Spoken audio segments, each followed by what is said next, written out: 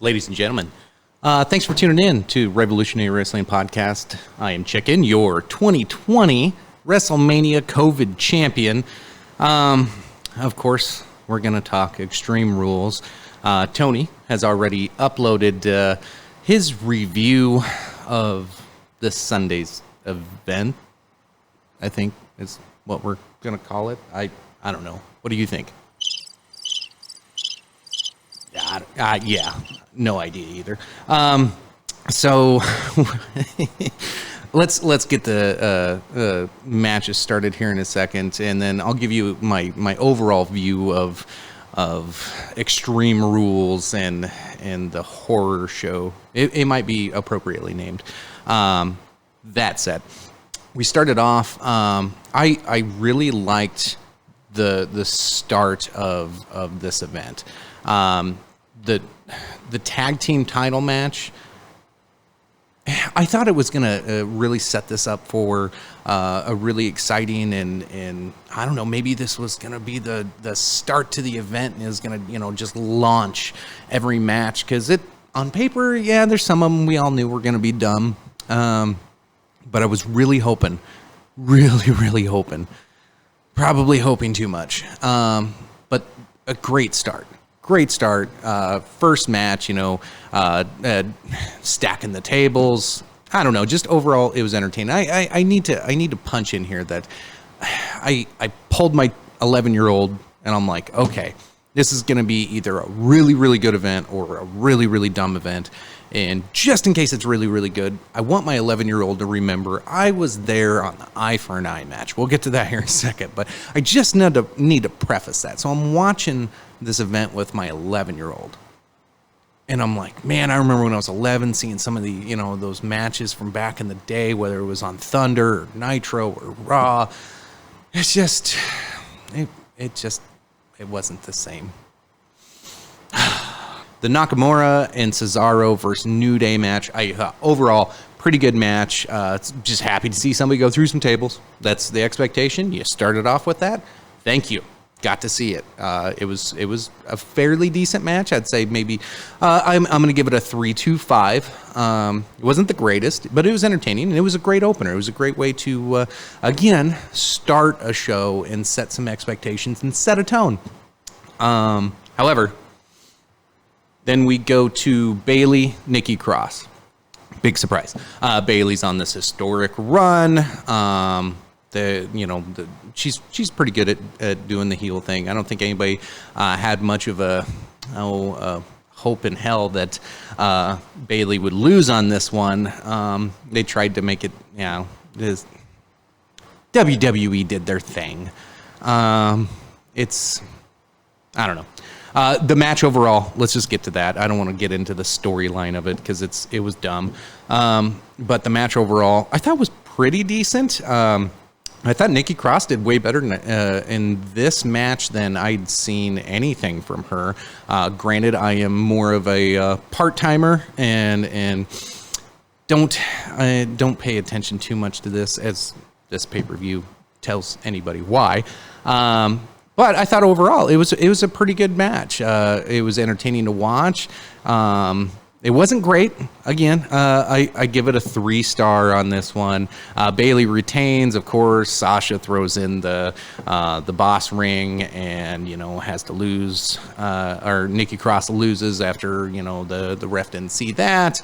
I think it was a punch to like the ribs or something. I don't know. Could have been a little bit better, more exciting of an ending. However, 3-star match. Bayley retains, as we had all called. Then we get to the eye for an eye. This it had an entertaining build-up, though short. And honestly, the dialogue and the writing on this was terrible. It was some of the dumbest commentary and bickering. It was just dumb. But most of these, insane title, it's not a title match, but these insane titles they try to do to get viewers. That's all this is. This is McMahon. I'll touch on this more later, but this is McMahon failing to understand how to draw an audience in when you can't have a crowd. That said, they tried, and I think my interest was more of how are they going to do this. We heard possible CGI thoughts being involved there, but when he comes out with channel locks, I was like, oh, Jesus Christ. It's not even... we all knew an eyeball wasn't coming out, but you thought they would try to make it look kind of real, maybe? I don't know. Like, try to capture your imagination. My 11-year-old wasn't duped. He was like, Dad, what are they doing? I said, nobody wins this match until somebody loses an eye. And he's like, I wouldn't use those to take an eye out. I'm like, neither would I, kid.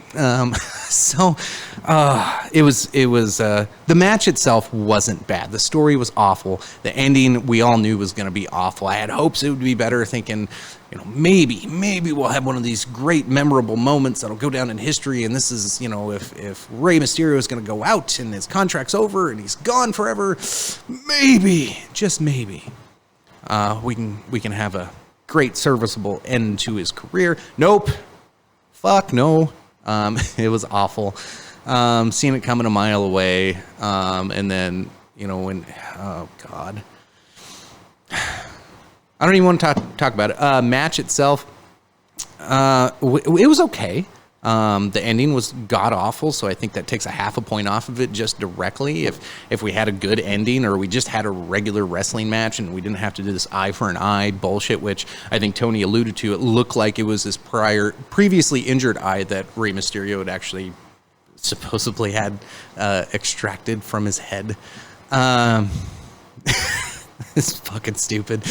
I can't believe I'm talking about this. But I digress. If it weren't for that, I would have given it a 3.25. I think it loses half a point because of just the pure dumb fuckery of it. 2.75. That might be generous. I don't know. Moving on. Then we have Asuka Sasha Banks. Overall, I thought it was an okay match. Normally, the women's matches, in my opinion, are way more entertaining. Whether it's in WWE or pro fighting, like real fights, usually the women can put on a damn good show, and I'm usually really excited. I didn't, I think Tony had alluded that the girls' matches might have saved this. This match might have helped save some of the show, but we'll get into the rest of it. I didn't think it was terrible. But I was just like, nah. It just felt like Tony mentioned phoning it in on his.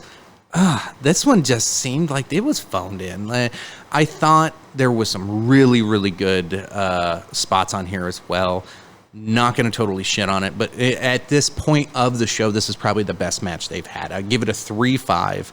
I know the ending dissatisfied some people, and what I've read so far, it was kind of a last minute decision to have Banks win this, and of course we'll see how this plays out, but it's obviously turning into a future feud and a future build, which I think everybody's excited for. However, I don't know. I wish it would have been legitimate, because then I would have had a legit tie for the championship. But once again, I just miss it by that much. That's 2 events in a row. But I'll get it back, folks. Don't you worry. Moving on to the next one. The Drew McIntyre Dolph Ziggler. This, to me, might have... I wanted more. I think it could have lasted a little bit longer. As we all know, what we do with Dolph is we throw him to the wolves all the time, because he can make everybody look good, but then McIntyre's already pretty good. So hey, now we got a great match.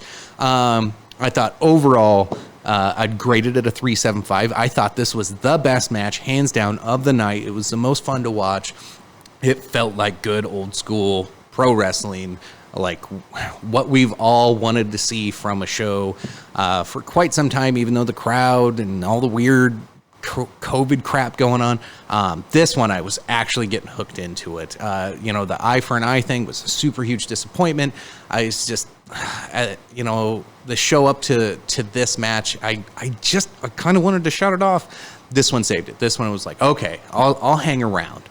I want to see the swamp match now after seeing these two. Again, 375. Great match. Thought it was very entertaining. Dolph does a fantastic job all the time. Big McIntyre fan here. He just continues to impress me and be able to, I don't know, I imagine he's getting a bigger and bigger fan base. Hopefully they don't pull the rug out from under him and we get to see much, much more and maybe a bigger build and some more excitement and maybe a good long feud in the future. And that brings us to the swamp. It was as swampy as me sitting in the garage with Tony and Phil last weekend in 100-degree heat. It was as swampy as my balls. That's that match. It was fucking terrible. Holy God. Tony, go back, check out his video. He breaks it down fairly well. There was just some stupid things in there. You know, he gets hit over the head with a shovel, has this weird fucking dream. Somehow the boat, nobody's controlling the boat, but it goes out and comes back. Bray Wyatt's gone. There were so many things. I'm just like, what the fuck is going on right now? It was like a really bad Progressive commercial. You know, all those Flow commercials. They're not good. And they're usually not very funny. I don't know. Again, I keep referencing Tony's video, but he said something that really struck a chord. I mentioned phoning it in. Yes, things are being phoned in right now. This cinematography or cinematic fake match bullshit movie thing that they're trying to do, it's not landing. None of this is landing. I think you're seeing a completely inept writing staff, producers, Vince McMahon. They are failing through COVID. They have no fucking clue what their consumers want. They knew how to put on a show and turn on cameras in an arena. Now they have to go, fuck, what do all of our audience want? Not just the ones that'll pay tickets to come to their show. It's what do our customers actually want? What's your WWE network subscribers want? They want a good fucking show. Not this. If I wanted to watch some shitty movie, I'd rent a Vin Diesel movie. That's probably giving WWE more credit than they deserve. They're just inept right now. Good thing it's only $9.99 a month for this shit. Otherwise, you probably would have lost most of it. I saw the Asuka and Banks match was done at the last minute so we could get more viewership on Raw in the following week. Okay, you're down to 1.5 million viewers, your lowest ever. And so you want to build hype by putting out one of the dumbest, shittiest broadcasts you've ever had, and it's exclusive only to your app? And then nobody wants to watch it because it was such a steaming pile of dog shit. It was the swamp in my pants after a 100-degree day sitting in a garage for 4 hours talking to two other guys drinking whiskey. That's what it was. Swamp. Yes, absolutely swamp. The only thing I can say, The Fiend should be back. So there's that to look forward to. It seemed like I shit on this whole thing a lot. If I wanted grading this match, Tony gave it a D something, I believe. I'm sure. I don't know. I don't know the shit scale. I don't even know if I want to put it on a scale. I think maybe the D, F. I don't even think it served no purpose. It was a horrible ending to a horrible show. They should have just ended it with the McIntyre match and just been done from there, and it would have salvaged it. But yeah, I don't know. I think two pretty decent matches. The girls did okay, and then the eyeball shit show and the swamp shit show just tanked it. So I don't know. You could have taken those two out, and it would have been an okay. It would have been a good. It would have been a good Raw. It would have been a good SmackDown show if you just took those two dumbass matches out of there. Not even matches. They weren't. Let's be real. Well, that's Oh, God. I should have drank during this. It would have been a hell of a lot easier. Anyway, that's my overall review on here. Congratulations, Tony. You continue on the championship path of the shit shows that we're seeing. So I guess you can keep it. Technically, it was a 3-way tie. Not really. Phil's, I think you're right. Phil's didn't count. Technically, mine didn't count after Stephanie McMahon came out and said that no, she wasn't the ref. So my Sasha Banks pick, I guess, is invalid too. So congratulations, Tony. Enjoy holding on to that belt and being your Revolutionary Wrestling Podcast champion. We'll see you all in the next event. Hopefully, we get a little bit better build and something to look forward to. Maybe we'll get some crowds back. Maybe Vince McMahon will figure out what his audience is looking for. Maybe he can watch some of these reviews. Go on YouTube. Listen to Jim Cornette. Just everybody's telling you this sucks. Stop doing it. Fix it. You don't have to keep going above and beyond. You're going to fucking chop somebody's arm off on fucking one of your events pretty soon. You keep this shit up. This is so dumb. Anyway, thanks for listening, folks. Check us out. Big Buckin' Entertainment on Facebook. That's facebook.com/BigBuckin. Also, check out every podcast that we have. Jesus, we can just throw them in the fucking show notes down below. I don't want to name them all off. Thanks for watching. Thanks for tuning in. Like, share, subscribe as always. Love you. Bye.